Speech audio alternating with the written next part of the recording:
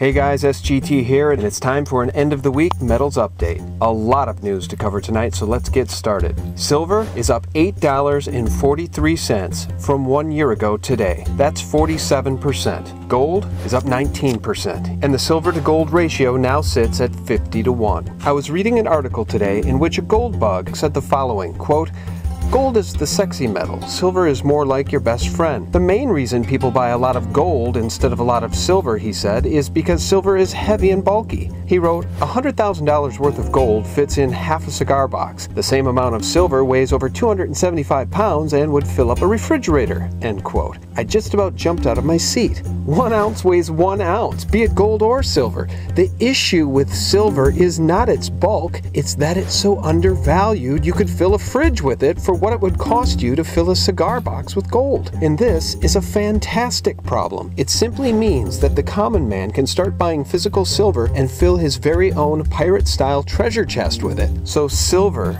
is a gift. Please consider that fact. You're on a sinking ship, and you're one of the precious few who know where the lifeboat is. Thankfully, this gold bug redeemed himself by concluding, quote, "I expect that silver will be by far the better performer." And in an article over at Le Metropole Cafe, the Davidi brothers remind us of the sound technicals and fundamental situation for precious metals right now. Low interest rates, sovereign debt crisis around the world, quantitative easing in the United States and in other countries. And silver has now reached the second stage of a three-stage bull market, which equates to even steeper gains in price in the future. The dollar is about to be kicked to the curb as the world reserve currency, and there's the appearance of new physical bullion fund ETFs like Sprott's PSLV. There's also the decreasing of COMEX shorts by the bullion banks. Also, new position limits are being implemented by the CFTC, and finally, the men behind the curtain, as we know, are naked and exposed. The silver and gold paper manipulation is now known by the world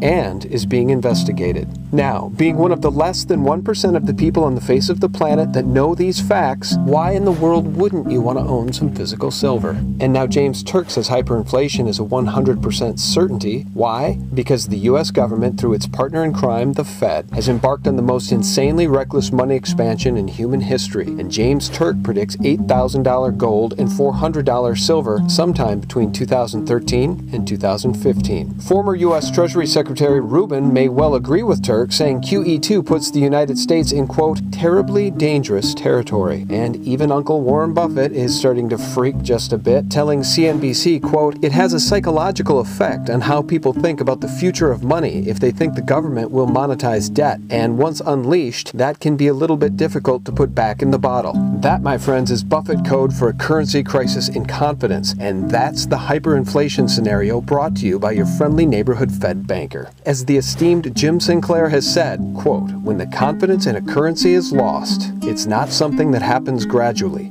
It happens with a large snap. And finally, guys, the action in silver on Friday was astounding. JP Morgan desperately needs to crush silver down to $25 or lower by options expiration on Tuesday. Thus, the action earlier in the week when silver was being punished Monday and Tuesday. Wednesday it held strong, Thursday it came back hard, and Friday too, JP Morgan failed. Guys, according to Harvey Organ, the total number of silver ounces standing in this non-delivery month of November is 4.07 million ounces of silver, and the number of deliverable ounces is rising. In Harvey's words, quote, this is the stuff that drives bankers to have nightmares. Now guys, it's my understanding that December is a delivery month for silver. They are in massive trouble. Seems to me they will have a choice. They will either attempt to crash the market or default. It's hard to see a tenable way out of this mess for the criminal banks. Stay tuned for further microdocs, special reports, and updates. Guys, thanks so much for watching. Good night.